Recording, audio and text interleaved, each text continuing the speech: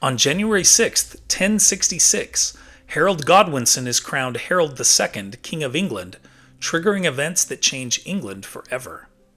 The previous king, Edward the Confessor, died with no children, and Harold Godwinson, Earl of Wessex, whose sister was married to Edward, claimed that the king had named him as his heir on his deathbed. But there were multiple other claimants, including the Viking king of Norway, Harald Hardrada, and Edward's great-nephew, Edgar Atheling, who was still a child. The most important claim to the throne came from William, Duke of Normandy and Edward's first cousin once removed. William of Normandy is also known as William the Conqueror or William the Bastard, since he was the illegitimate son of Duke Robert I of Normandy and Herleva, the daughter of a tanner. But, being his father's only son, Robert recognized William as his heir, something uncommon in medieval Europe.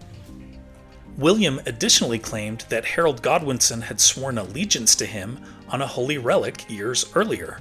So, William disputed Harold Godwinson's claim to the throne, and he invaded England in late September 1066. But Harold Godwinson was preoccupied with another problem at the time of William's landing.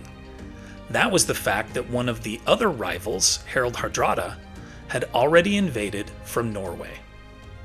The Viking king was aided by Harold Godwinson's brother, Tostig. The Godwinson brothers had been at odds ever since Harold had ousted Tostig as Earl of Northumbria the previous year.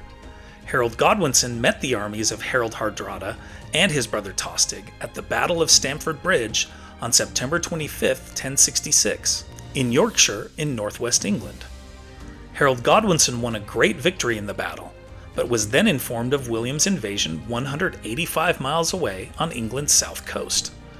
So after marching all the way to Yorkshire from southern England to face the Norwegians, Harold then had to force march his army south to intercept William and the Normans. The two armies met at the Battle of Hastings on October 14th, where Harold was killed, legendarily with an arrow through the eye. This was the last successful foreign invasion of England. William was then crowned King of England on Christmas Day. But how did the Normans change England?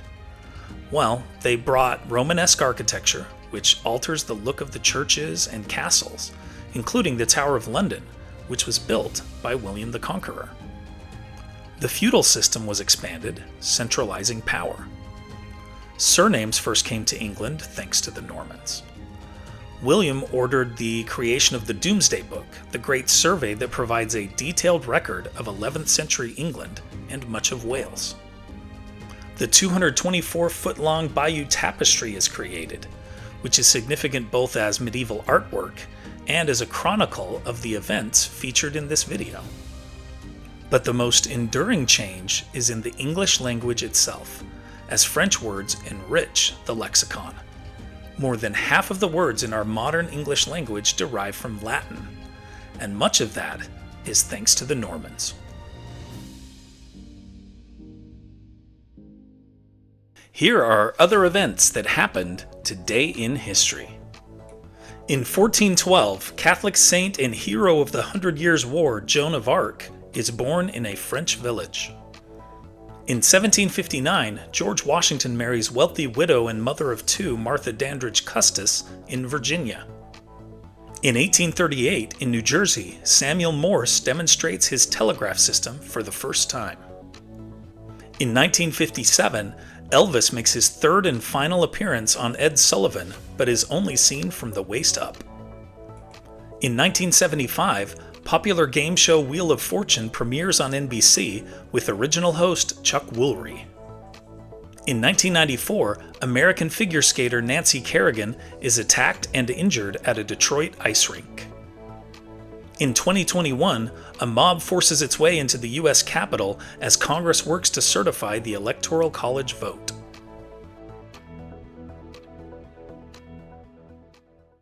And now, it's time for our Today in History quiz.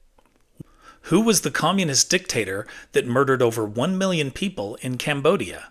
Ho Chi Minh, Mao Zedong, Pol Pot, or Kim Il-sung?